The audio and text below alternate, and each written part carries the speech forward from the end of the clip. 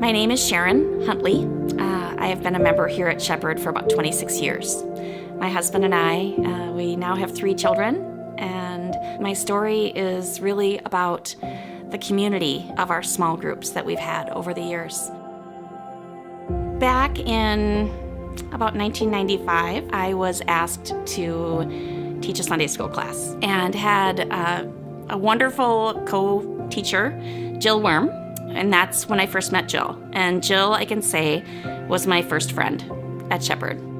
Jill invited me to her small group. I don't know how many times she invited me, but she was persistent. Time went by, and I'd been in this group for a couple of years, and Charles and I were expecting our second child. Everything was going well. It was as expected. Doctor appointments, all of that, everything was fine. I was 32 weeks pregnant. We were visiting my family out of town, and I had noticed that it had just been a really busy week and a busy weekend. And it was Saturday night of that weekend, and I realized that I hadn't felt the baby move, and I couldn't remember when the last time was that I had. We called the nurse line, and they told me pretty much what I expected them to tell me. Drink some orange juice or something sweet and lay down, and the baby will probably start moving. So we did that. Nothing. So we called the nurse line again, and they said, you better come into the hospital. And so we went to the St. Cloud Hospital and had ultrasounds, a couple of them, and there was no heartbeat, which was just absolutely devastating.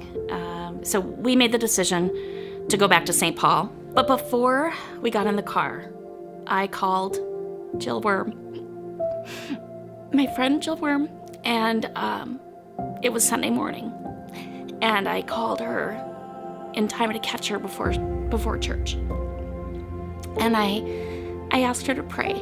And I asked her to ask everybody at Shepherd to pray. We drove back to St. Paul, went straight to the hospital. And they did one more ultrasound to be sure. We began the inducing process, and she was induced and born, and she was beautiful. We held her for a few hours. Pastor Steve came and blessed her, and then it was time to say goodbye. We were absolutely devastated. One of the nurses came in the room and said that we had some visitors. Oh, okay, sure, come in. And it was my small group. I believe it was my entire small group. It was about 10 or 12 people. They all came, and they'd been praying all day, not just for Grace, but for me and for Charles. They came, and there were so many of them that we couldn't stay in the little hospital room, so we went into a lounge down the hall. We held hands and we prayed, and we all cried and cried and cried, and it was amazing. And I think I knew then that I'd get through this. Those friends in that small group all those years ago, they were Jesus to me. They were the hands and feet of Christ. There's nothing like that. And when I would struggle, they would point me back to Jesus, and that's the only way I could get through it, with him and with these friends.